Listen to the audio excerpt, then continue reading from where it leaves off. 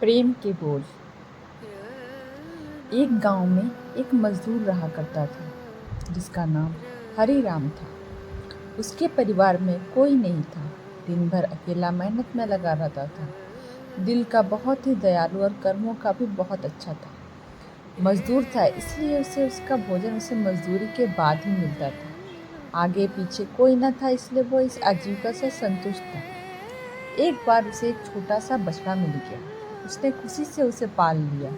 उसने सोचा आज तक वो अकेला था, अब वह इस बछड़े को अपने बेटे के जैसे पालेगा। हरिराम का दिन उसके बछड़े से ही शुरू होता और उसी पर खत्म होता। वो रात दिन उसकी सेवा करता और उसी से अपने मन की बात करता। कुछ समय बाद बछड़ा बैल बन गया। उसकी जो सेवा हरिराम ने की थी उससे वह बहुत ही सुंदर और बलशाली बन गया था। गांव के सभी लोग हरिराम के बैल की ही बातें किया करते थे। किसानों के गांव में बैल की भरमार थी, पर हरिराम का बैल उन सब से अलग था। दूर दूर से लोग उसे देखने आते थे। हर कोई हरिराम के बैल के बारे में बातें कर रहा था। हरिराम भी अपने बैल से एक बेटे की तरह ही प्यार करता था। भले खुद भूखा सो जाए लेकिन उसे हमेशा भरपेट खिलाता था। एक दिन हरिराम के स्वप्न में शिव का नंदी बैल आया। उसने उससे कहा कि हरिराम तुम एक निस्वार्थ सेवक हो। तुमने खुद की तकलीफ को छोड़कर अपने बैल की सेवा की है, इसलिए मैं तुम्हारे बैल को बोलने की शक्ति दे रहा हूँ। न सुनते ही हरिराम जाग गया और अपने बैल के पास गया। उसने बैल को सहलाया और मुस्कुराया कि भला एक बैल बोल कैसे सकता है। तभी अचानक आवाज आई, बाबा आपने मेरा ध्यान एक पुत्र की तरह रखा है। मैं आपका आभारी हूँ, आपके लिए कुछ करना चाहता हूँ। यह सुनकर हरिराम घबरा गया। उसने खुद को संभाला और तुरंत ही बैल को गले लगाया। उसी समय से वो अपने बैल को नंदी कहकर पुकारने लगा। दिन भर काम करके आता और नंदी से बातें करता।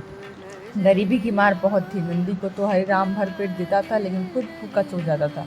यह बात नंदी को अच्छी नहीं लगी। उसने हरिराम से कहा कि वह नगर के सेठ के पास जाए और शर्त रखी कि उसका बैल नंदी 100 घड़ी खींच कर सकता है और शर्त के रूप में सेठ से 1000 मुहरे ले लेना। हरिराम ने कहा, नंदी तू पागल हो गया है, भला कोई बैल इतना भार वहन कर भी सकता है। मैं अपने जीवन से खुश हूँ, मुझे यह नहीं करना। लेकिन नंदी के बार बार आग्रह करने पर हरिराम को उसकी बात माननी पड़ी। एक दिन डरते डरते हरिराम सेठ दीनदयाल के घर पहुंचा। दीनदयाल ने उससे आने का कारण पूछा। तब हरिराम ने शर्त के बारे में कहा। सेठ जोर जोर से हंसने लगा। बोला, हरिराम बैल के साथ रहकर क्या तुम्हारी मति भी बैल जैसी हो गई है? अगर शर्त हार गए तो 1000 मुहर के लिए तुम्हें अपनी झोपड़ी तक बेचनी पड़ेगी। यह सुनकर हरिराम और अधिक डर गया, लेकिन मुंह से निकली बात कर मुकर भी नहीं सकता था। शर्त का दिन तय किया गया और सेठ दीनदयाल ने पूरे गांव में ढोल पिटवाकर इस प्रतियोगिता के बारे में गांव वालों को खबर दी और सभी को यह अद्भुत नज़ारा देखने को बुलाया। सभी खबर सुनने के बाद हरिराम का मजाक उड़ाने लगे और कहने लगे कि यह शर्त तो हरिराम ही हारेगा। यह सब सुनकर हरिराम को और अधिक डरने लगा और उसने इस नंदी से घृणा होने लगी और उसे कोसने लगा। बार बार उसे दोष देता और कहता कि कहाँ मैंने इस बैल को पाल लिया, मेरी अच्छी भली कट रही थी, इसी कारण सर की सत से भी जाऊंगा और लोगों की थू थू होगी वो अलग। अब हरिराम को नंदी बिल्कुल भी रास नहीं आ रहा था। वह दिन आ गया जिस दिन प्रतियोगिता होनी थी।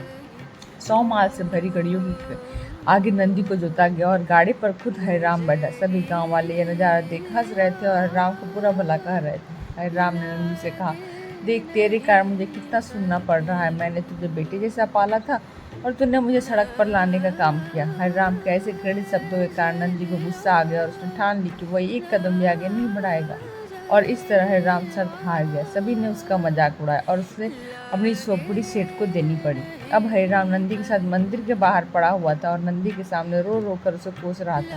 उसकी बात सुन नंदी को सहा नहीं गया। उसने कहा, बाबा हरिराम का यह सब तुम्हारे कारण हुआ।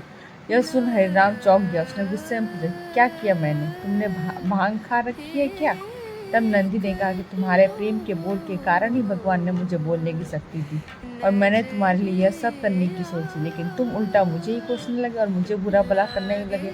और तब मैंने ठानी मैं तुम्हारे लिए कुछ नहीं करूँगा। लेकिन अब मैं तुमसे फिर से कहता हूँ कि मैं 100 गाड़ियाँ खींच सकता हूँ। तुम जाकर फिर से शर्त लगाओ और इस बार अपनी झोपड़ी और 1000 मुहरे की शर्त लगाना।